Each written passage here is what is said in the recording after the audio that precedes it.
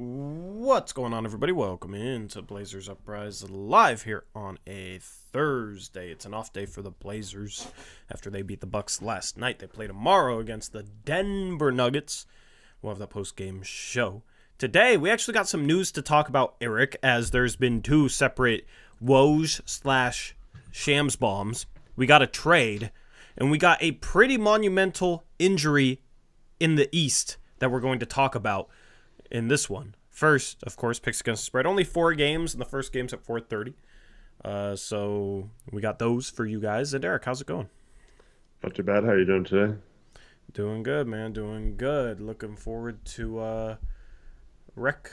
Got rec later. Looking forward to that. And it's our championship game, so we'll see how that goes. Yeah, well, thank you. Thank you. Anyway, chat, how you guys doing? Hopefully you guys are having a good day. Fun game last night. Had a late post-game show. And I'm just kind of ready to move on from the Dame return game. You know, we were looking ahead to that date for a while, Eric. Now we're looking ahead to the trade deadline, which is a week away from today. Yep. A week away from today. And we got a massive trade to talk about. Not really massive. Well, Steven Adams is massive, but we're going to get into that. But first, Eric, picks against the spread. Here we go. We've been struggling, bro. The last 2 days have been relatively rough. I'm still somehow holding on to first place. On Monday, we were 51 and 81. The number at the bottom is a mistake. There's one mistake per graphic. 51 and 81. I believe the day before we were also like 30 games below 500.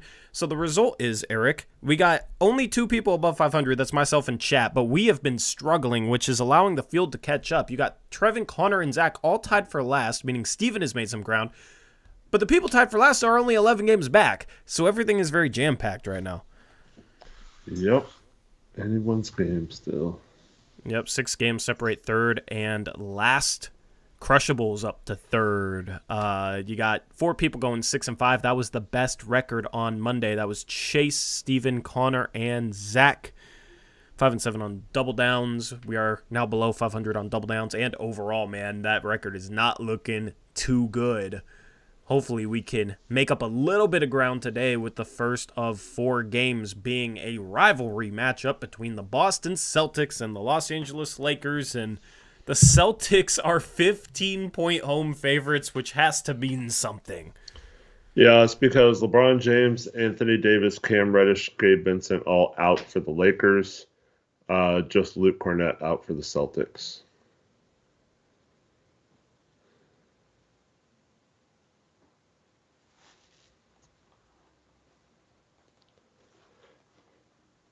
Alrighty, chat, there's your poll. This is a tough one, man. This is a tough one. I'm going to take the Celtics. Alright, Eric is going Celtics. I got picks sent in from all our guests.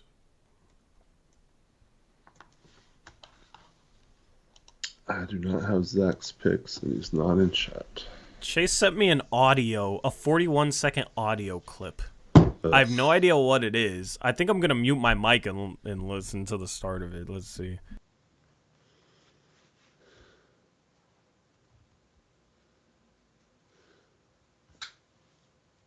It's literally just his baby. What the hell? But legitimately, it's like him driving. Yeah, it's a butt message. I just heard his baby make a noise. That's funny. Okay, you're going Celtics. Chase is going with the Celtics as well. We got Celtics for 503. We got Lakers for Crushables. I'm just going to... I don't know what I'm going to do yet. I'm just going to take the Celtics. I've been picking the Celtics a lot lately. I don't think it's been going too well for me. You got Lakers for Steven. All right, and then we got Celtics for Jackson. Trevin. Crushables, you're third because everybody else is doing poorly lately. We are in a slump as a whole, and you've benefited. We got Connor going Celtics. We got Arrow going... Where's Arrow? Arrow's here, right? I have not seen Arrow answer.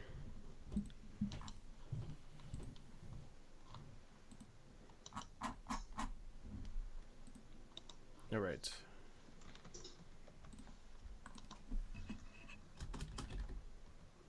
I will tag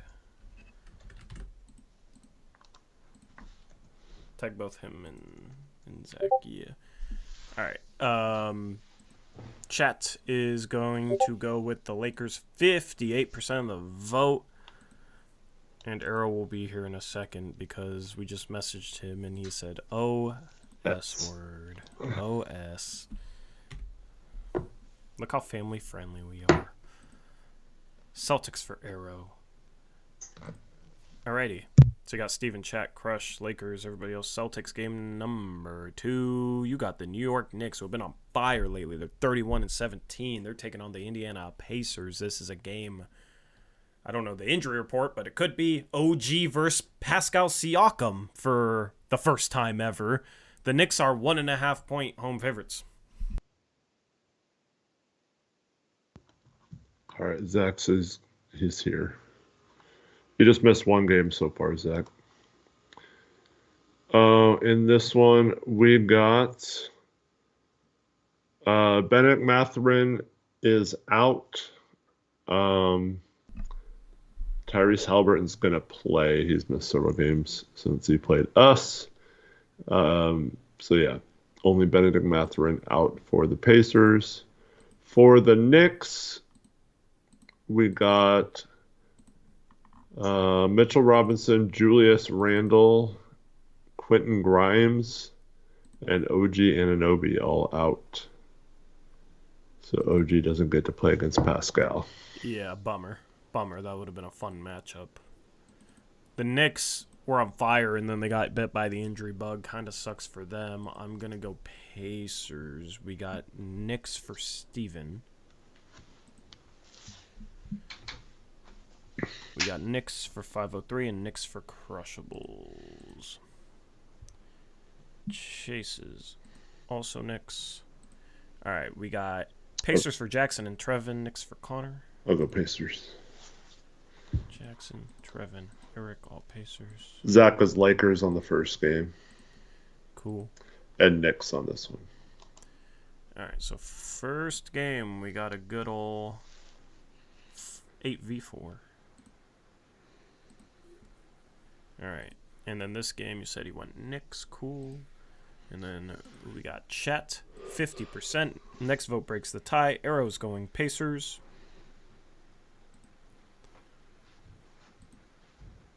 And Chat is going with the Knicks.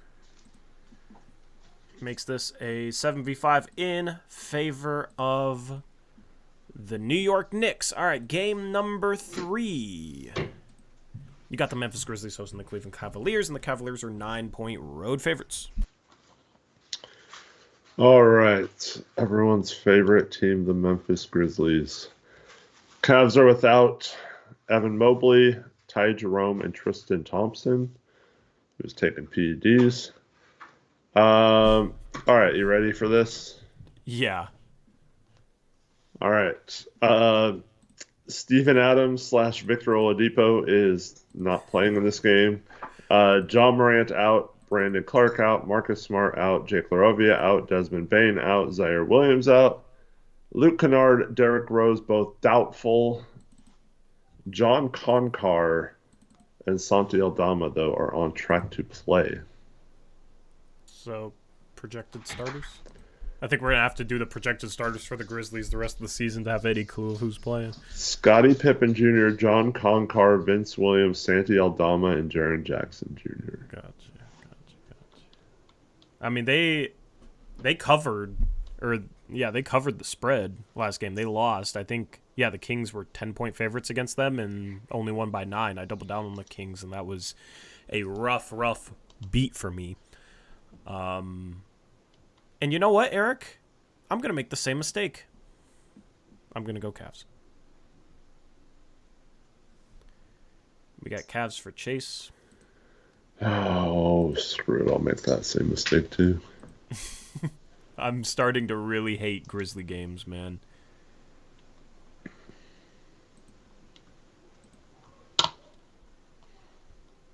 Grizzlies for Crushables.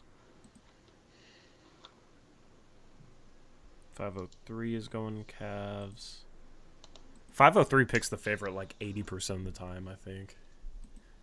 Let's see.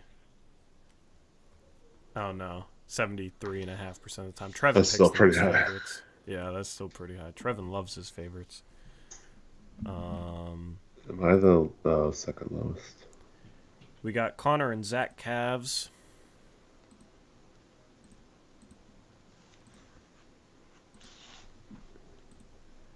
Let's see. We got Cavs for Trevin. As I said, he loves himself a favorite. And then Jackson is Cavs and Arrow is Cavs. This could be a Crushables island. It is a Nice. Crushables island. Let's go. Crushables, if you want to pull an Eric and switch your double down pick to your island, feel free to do so if you're in chat. Otherwise, we'll move on to game number 4. The Utah Jazz are hosting the Philadelphia 76ers. The Jazz are 5-point home favorites. I shouldn't need to check the spread line on this one because Joel Embiid was already out. So what are the injuries, Eric? Well, yeah, just announced Joel Embiid has a torn meniscus.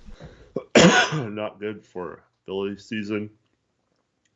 Kenneth Lofton Jr., DeAnthony Melton, Robert Covington all out as well. Marcus Morris doubtful. Nicolas Batum questionable. And Tyrese Maxey questionable. Utah Jazz have no injuries. All right.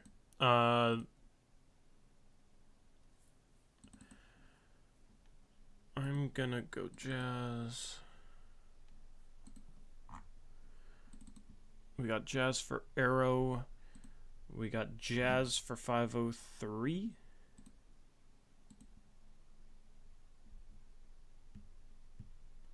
Chase is Jazz. Steven is Jazz. Crushables is Jazz. Jackson is Jazz. Trevin is Jazz. Arrow is Jazz. I'm Jazz.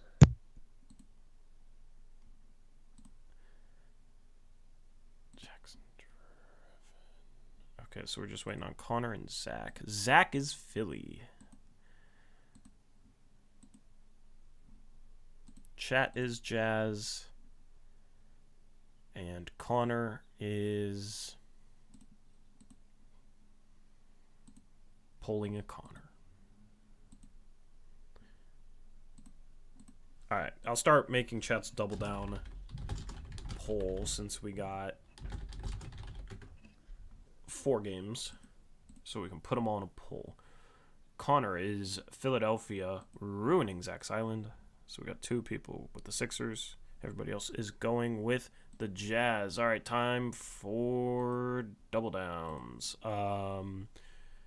Chat's 4 picks were Lakers plus 15, Knicks minus 105.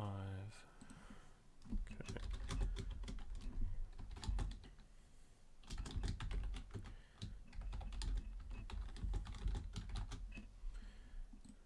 You're muted, by the way, if you're talking. I'm not muted. We got Cleveland minus 9 on the road.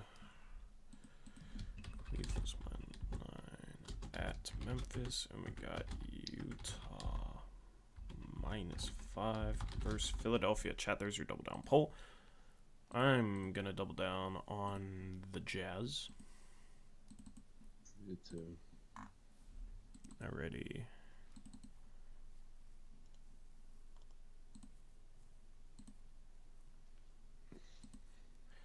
Was that a Spurs logo? It said it was a Jazz logo.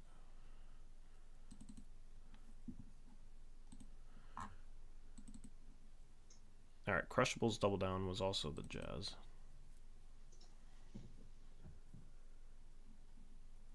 I will be right back. Alrighty. We got Jackson Pacers, Zach Philly.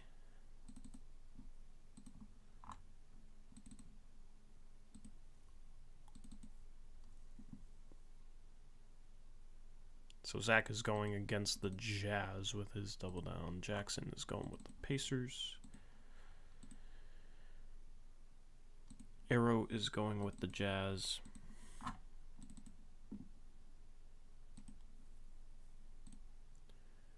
We got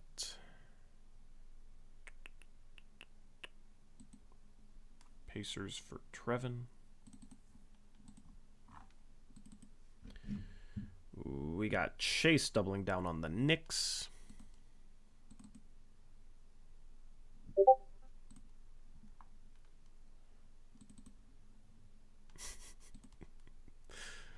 Zach, you're funny.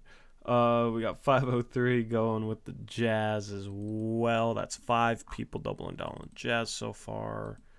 And then we got Stephen Vaughn going with the Knicks alongside Chase. I think somebody's going 5-0 today.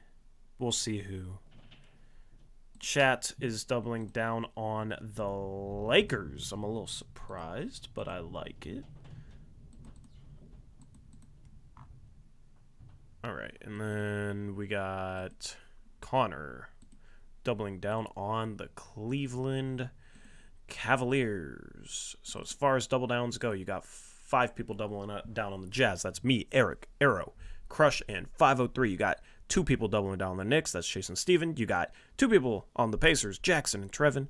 You got Zach on the Sixers, Connor on the Cavs, and Chat on the Lakers. That is your double downs. That is picks against the spread. One final look at the standings. Chat, we'll see if you can catch up to me today, being 2 games back, and then, 6 games of separation between third and last.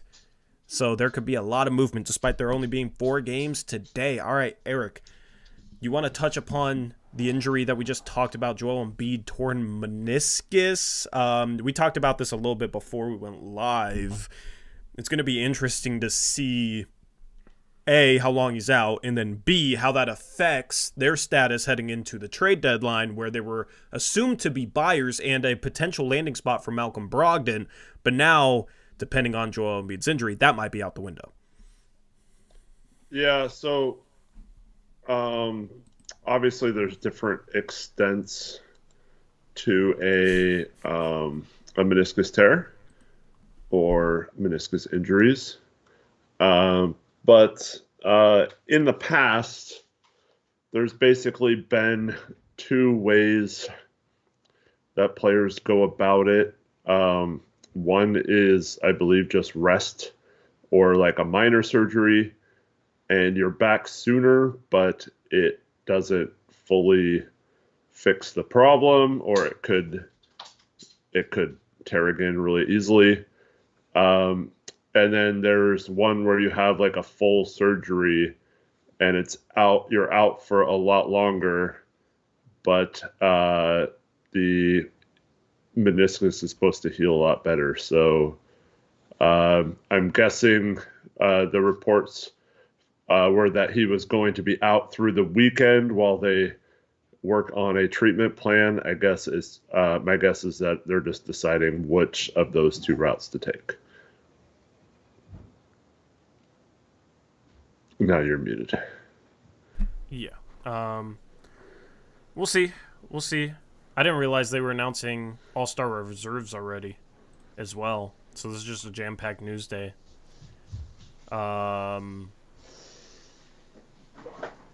Is there anything else you want to speak on this in regards to Brogdon before I go over the reserves for the All-Star game? The 76ers are always going to be interesting, whether they made a move this year to take on salary or if they just kind of left their options open for summer. It seemed kind of weird that they would leave their options open, given you don't know how many years of peak Joel Embiid, considering he has been injury prone in the past. You have left, so you got to take advantage when you have opportunities, and the NBA seems pretty wide open right now. So I don't really I would have been surprised if they didn't actually try to go for it, but now I could definitely see them just punting on this season and trying to maximize cap space. I think they can get somewhere between 60 and 80 million if they cut everyone. Yeah, it's going to be interesting to see how long that happens. Yep, agreed. So we'll talk about him more on a post-game show once we get a timetable for his return, and a little more info on that and how it might affect trade dealings with Malcolm Brogdon. And do you want to read off the All-Stars? Yeah, so All-Star reserves have been announced. In the West, the All-Star reserves are Kawhi Leonard, Anthony Davis, Devin Booker, Anthony Edwards, Stephen Curry, Paul George, and Karl Anthony Towns. Which means no De'Aaron Fox, no Domantas Sabonis, no Lauri Markkanen. The Kings don't get a single All-Star. I think Fox gets snubbed for Karl Anthony Towns. All the other guys are very deserving. Cat has had a good season, but hard to put him in over Fox, man. I'm a little surprised by that. Yeah, me too. And then in the East, man, the East is interesting. All-Star reserves for the East. You got Jaylen Brown, Donovan Mitchell, Jalen Brunson. I believe that is Brunson's first All-Star appearance. It is. Yeah, he finally makes it. There was a case for him last year, but he didn't. So Brunson's in the All-Star game for the first time. You got Bam Adebayo, Julius Randle, who's hurt and probably won't play, so there will be an injury replacement for him. Most likely Embiid too. Yeah. So we'll see who replaces them. But then the final two reserves, you got two first-time guys. Eric, have you seen the list? I saw Paul Banchero as one of them. Paolo Banchero makes the All-Star game, and Tyrese Maxey as well. Banchero he's surprising to me, man. I know he's been good this year, but I don't know. Thought it'd be another year or something. Yeah, no Trae Young, even though he's averaging 27 and 11. Banchero, I think, is deserving. Trae will probably get the nod for Randall if they can replace him with a backcourt guy. And then we'll see who else gets the nod with Embiid. He's going to miss the All-Star game, so we'll see who else gets in. But I fully expect Trae Young to end up at the All-Star game, despite him not being named. Yeah, it's always cool to see first-time guys. Tyrese Maxey in the All-Star game, Jalen Brunson in the All-Star game, Paolo Banchero in the All-Star game. You know, Paolo, it's like that was inevitable. He was going to be an All-Star. Yeah. He showed enough last season. I just can't wait until hopefully we're talking about our guys being first-time All-Stars, Eric. Yep. As people are saying in chat, DeAndre Ayton is snubbed. DeAndre Ayton got snubbed. I agree. They don't appreciate Ayton, man. Come on. You see his play the last 5 games? That's a star right there. Should have swayed voters. Absolutely. Anyway, those are All-Star reserves. And then final thing I wanted to talk about, which is the title of the stream, Nicolas Claxton is rumored to be available. Let me look up the exact report, and we'll get into that before we wrap up the stream. We talk about the other trade too? Yeah, you want to talk about that? Yeah, so Steven Adams was traded to the Houston Rockets for Victor Oladipo's expiring contracts and 3 second-round picks, 2 of which are in this draft coming up. I believe it was like 38 and 40 or something, so not too bad of value. And then another one is 2025 second. So basically what Houston did, they are still going after someone that can help them this year. But Oladipo was not playing for them. And so what they decided to do was to go after a center I mean, I know they got Şengün, but they wanted a quality big man that could play backup, and they were looking for cheap options. Um, and so they first contacted the Portland Trailblazers because Ime Udoka really wanted Robert Williams. Or I was told that they offered the exact same package for Robert Williams. Um, I don't think Portland should have accepted seconds for Robert Williams. I think they're better off just keeping him if that's the best offer they got for him. So I'm fine with them turning that down.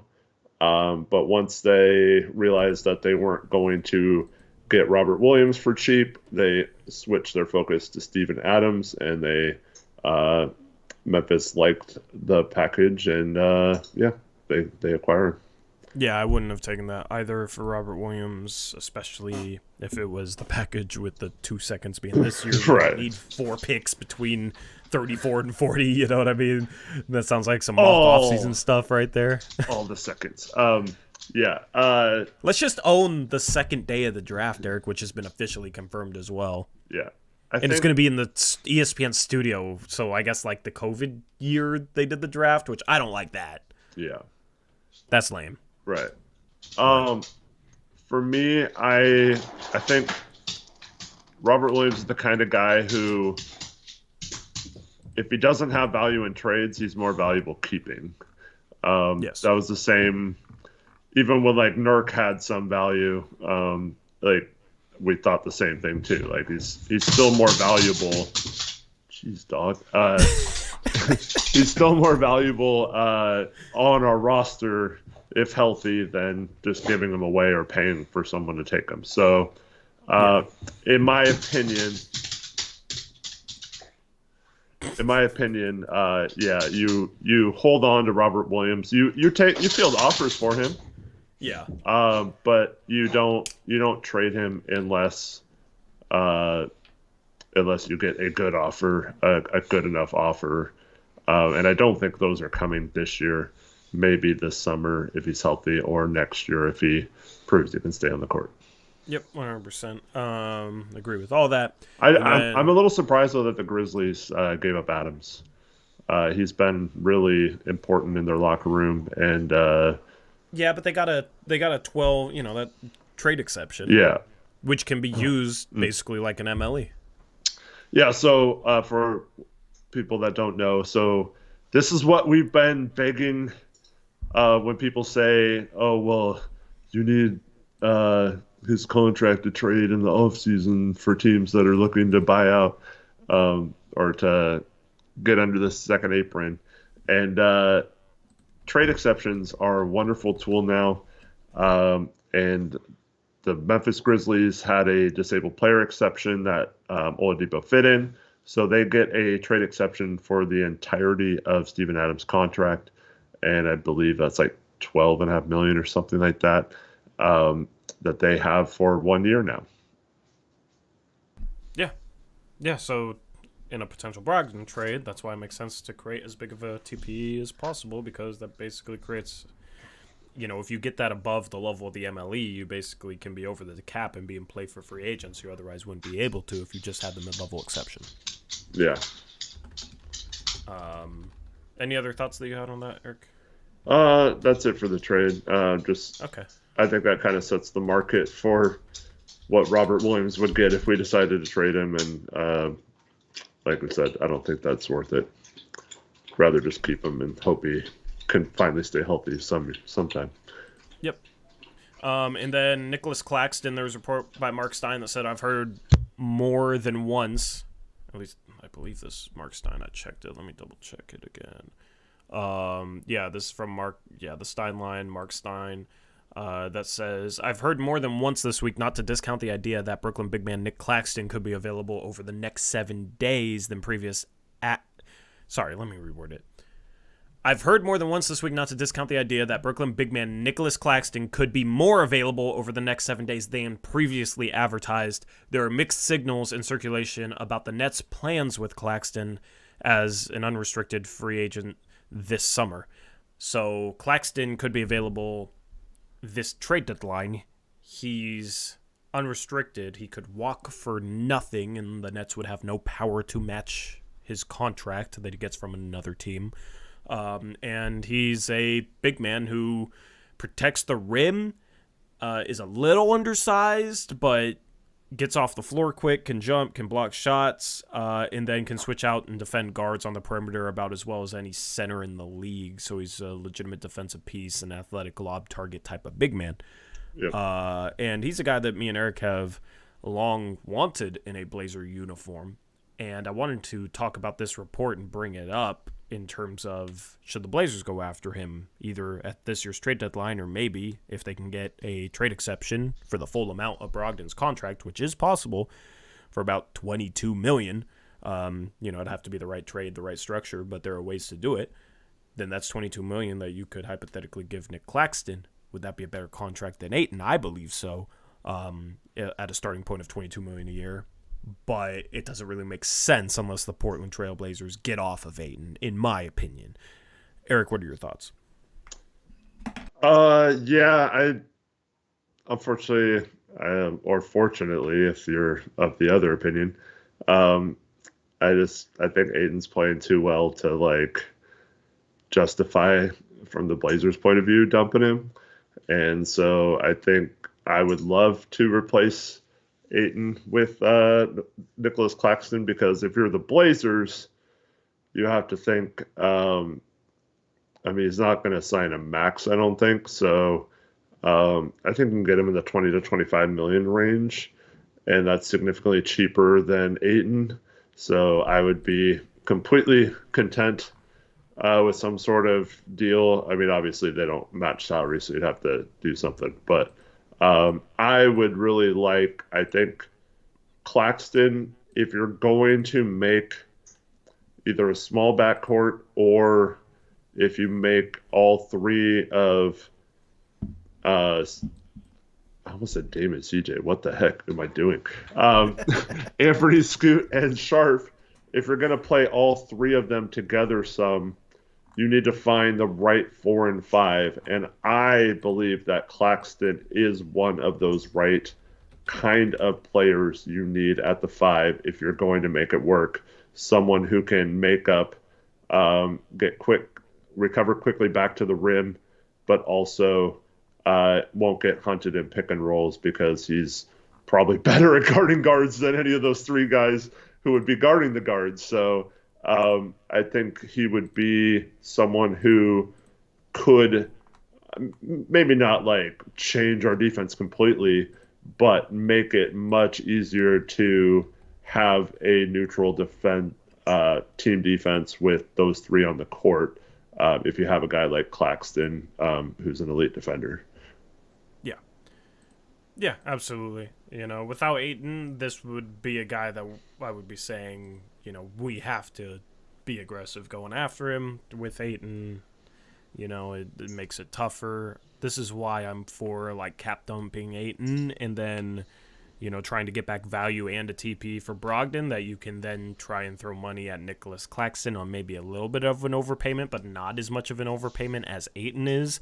And then, you're sitting here with Claxton, a little bit more flexibility going forward with him making less than 8, and I think they're a better defensive team because of it, and I think Claxton as a lob target is great for the Blazer guards, in a lot of the same ways that Ayton, as he has become a lob target over the last couple of games, right, it has benefited this offense. So that's where, in the end, if you get, a first-round pick, an okay young player in Claxton on that sort of contract, is that better than, Brogdon and Ayton for the future? I definitely think so. And that's basically the calculation with this deadline, is how can the Blazers set themselves up to be better in the future compared to right now. Would you do Ayton and Ayton and Thibault or something for Simmons and Claxton?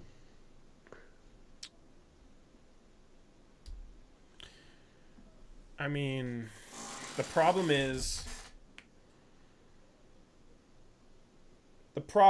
you don't know if you can keep Claxton. Right. I But it kind would of be a cap. Isn't that the same as cap dumping Ayton? no, because you're getting back Simmons. Well, okay. I meant more Claxton. Yeah, okay. Yeah, yeah. I mean, because you're getting back Simmons, like, and I don't trust him to play. Like, I'd rather have Ayton than Simmons. I mean, I like the Claxton part of it, and then trying to keep him. It just, can you keep him?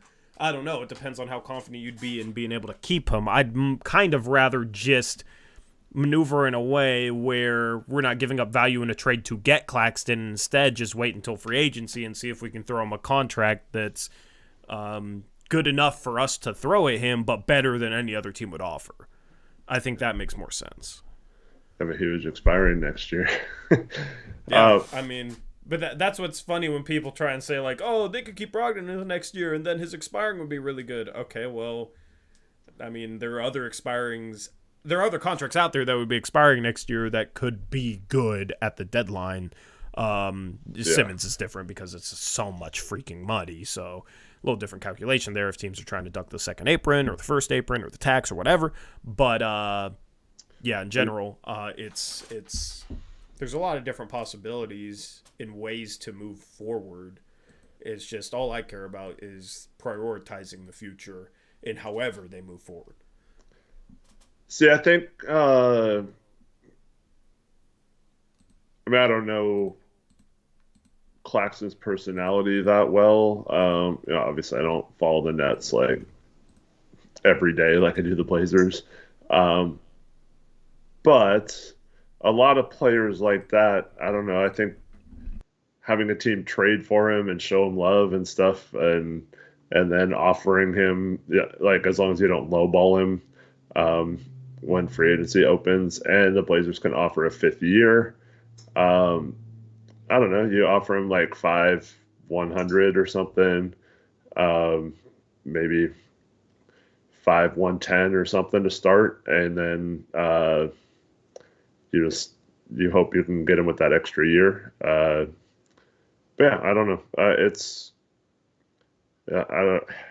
I think. See, without taking Simmons, because you can maybe do something with Dinwiddie instead of Simmons. But I think if you want to get Claxton without giving up really assets to get him, because you could still do a Brogdon trade as well, you could maybe you could convince the Nets that, because their whole thing is the money with paying Claxton, on top of not wanting to lose him for nothing if he bounces. But they're kind of concerned about paying him big money. But you can say, well, Ayton makes more than he's going to get, which is true. But if they look at it this way, they're just shuffling their forward money and Ben Simmons into a center position and getting rid of that contract. So I think they could justify doing that trade. I think it kind of works for them. I think they would actually consider it. But yeah, from Portland, it makes things interesting. Like, do you really want to give up on Ayton for someone who's a free agent? With the way he's been playing, not that a small sample size should really. So, look, like, let me just speak on that aspect because I really want to. I understand why, maybe given his recent play, you'd want to see if he can continue that, because that's kind of the guy you traded for in the first place. So then going back on that when he finally shows signs of what you traded for, I think is maybe counterintuitive to the front office. I would still heavily consider it because I think this is who Ayton's been, where he'll have a stretch like this where he starts to play well and then he always regresses to the big man that he was earlier in the season, which wasn't even close to a max contract. So for that reason, I would still, heavily contemplate something like this, but I don't think the organization would, for the reasons I stated, and I kind of understand why, if that makes sense. Yeah. No, it does. So that's where I'm at regarding Ayton. Like, I'm not hell-bent on cap dumping Ayton, given his... I mean, I wasn't hell-bent in the first place on cap dumping him. he has played better lately, so now I'm kind of just not even focused on him with this trade deadline because I don't think he gets moved. I think there's, how do I want to word this?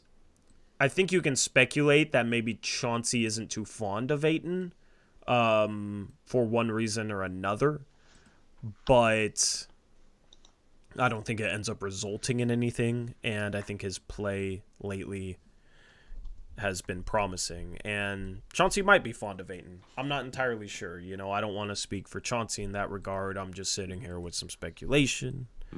But, you see the way that Chauncey gets after him in ways that he doesn't really get after other players, and then some stuff I heard earlier in the season, like, there is some question marks for me as to how this organization and how Chauncey Billups feels about DeAndre Ayton, because I don't exactly know at this point. So we'll see. I think they'll keep him. I don't know if that necessarily means they feel great about him at this point in time, but his last 5 games is going to make it easier for them to feel good about keeping him. Yeah, absolutely. Michael L. has some really good questions about Claxton. First of all, he seems to get eaten up physically by Jokic and Embiid Sabonis, which is true, but I'd argue that every center gets eaten up by those guys. So is it really Claxton that gets eaten up on them, or are those 3 just really tough to defend, and there's not many players that can defend them? So, I mean, yeah, you're probably in trouble if you play Denver in the playoffs, but you could always get a backup center that's a little bit better at guarding those guys specifically for that situation. But yeah, I mean, I don't really think there's an easy solution for any player to guard those guys. I mean, Embiid's averaging like 35 a game, and Jokic averages dang near a triple double. I mean, you're not going to stop those guys completely. Yep. And then Claxton is very good in the short roll. But for me,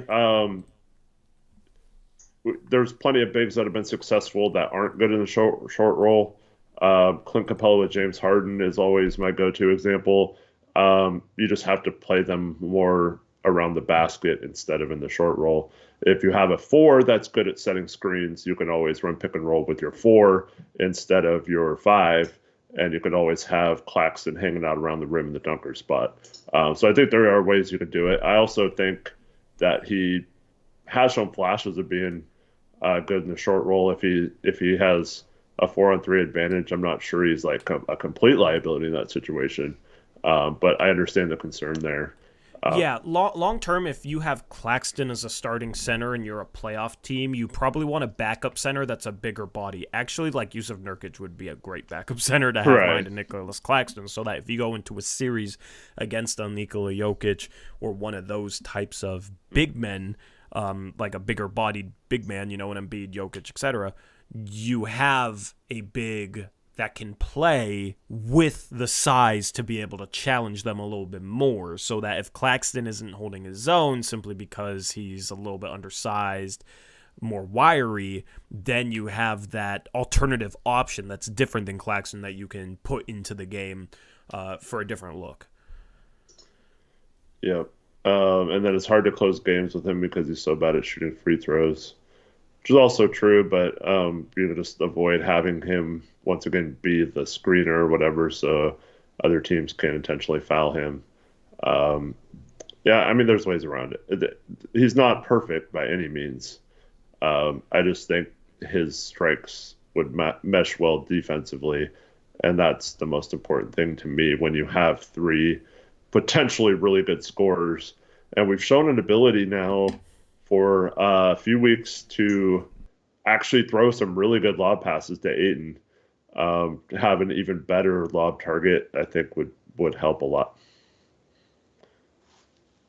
Yep, agree. Michael L. was talking about how the reason why the Rockets went hard in ISO ball is because Capella was useless in the short roll when Harden would get trapped in the pick and roll. So they just ended up scrapping screens, letting Harden go ISO. I don't think we have anyone who can do it at that level per se. Yeah, like when you build a team around guards in the playoffs, you have to have a short roll playmaker. But that's also where, like I said, Nurkic would be the perfect backup long term. Funny enough to Claxton is Nurkic can be that short roll playmaker too. Yeah. So if Claxton isn't getting the job done, then having a backup center that's a bigger body that could maybe short roll playmake a little bit is probably the best alternative and a way you can kind of cover for some of Claxton's weaknesses. But you would hope that you can develop Claxton to a good enough short roll big to make teams pay. Claxton should be a better short roll big than Capella. I haven't watched enough of him in the short roll to truly have an opinion on his short roll play, but he is young. He seems pretty coordinated. You'd hope that you could teach him how to make a basic read out of the short roll. So, but that's the thing is you take a chance on a guy like that, figuring something like that out long term because he's young and because of his defensive ability and because it'd come cheaper than trying to figure out if Ayton can do anything extra. And now it's like we're all celebrating Ayton like, yay, he's finally playing great or playing good. But he's basically just doing essentially what he did last year in Phoenix for the entire season. He still hasn't really expanded his game at all. He had a couple nice passes in this past stretch that impressed me, especially that one-hand pass out to Matisse Thybulle, but I still was hoping he would expand his game a little bit more because it was kind of like taking a flyer on a guy. So that's where, if with Claxton, you'd hope that he can develop maybe a little bit of short roll playmaking. The other thing is he has to shoot free throws better. Like Claxton is a guy that in a playoff game I feel like could be a huge help over the course of a game, but maybe not finish the game because of his free throw shooting, and then maybe against some matchups you have to limit his minutes. And maybe it doesn't make sense to pay a guy, the money he'd make if you have to limit him in a playoff series. I understand why people would want to pass on him, but he's an intriguing guy simply because of how special he is on the defensive end. So, yeah, and the other thing is too, it's not just Jokic and Embiid and Sabonis type players. You now also have to have players that can guard Chet and Wemby and those kind of players too. So you do need like the quicker, skinnier guys, I think, and a bulky guy. So that's why like you had a. I mean, we wouldn't get Nurkic as a backup, but like, that type, just go after both archetypes. Or if you get lucky, like AJ Poseidon says in chat, and you get Alex Sarr, and you can pair those two in the front court with your shorter guards, then you have like a super switchable, versatile lineup, and you could do a lot of things, even if there's liabilities or weaknesses. That's what the coach's job's for, is to kind of make up for those and design plays that can get the ball moving without having to really stick to Claxton in the short roll. Yep. Anyway, that's going to wrap up this edition of Blazers Uprise Live. Any final words, Eric? Thank you to everyone for watching. And then just one generic statement real quick.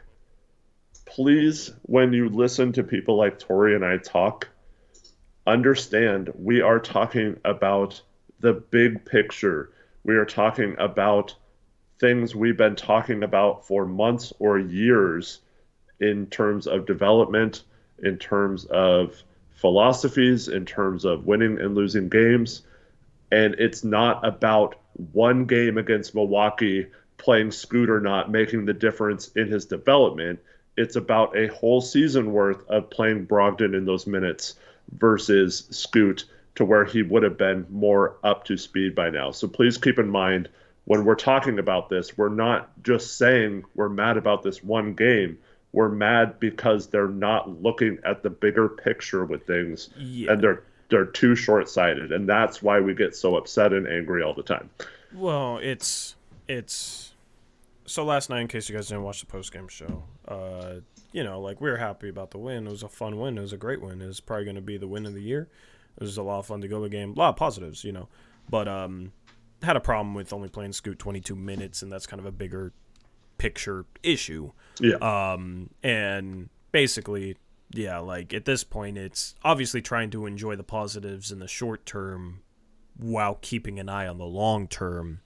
And I think the Blazers need to fully embrace the long-term picture of a rebuild.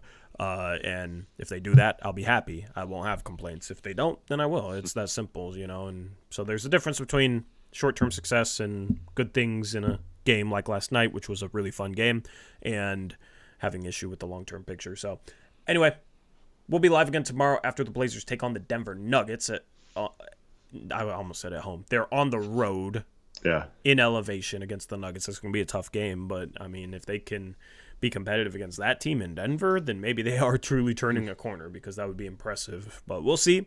We'll see. We'll have the post-game show going live around 8:30 p.m. Pacific time. And then the game after that, the Blazers take on Denver again in Denver, so they get 2 cracks at them.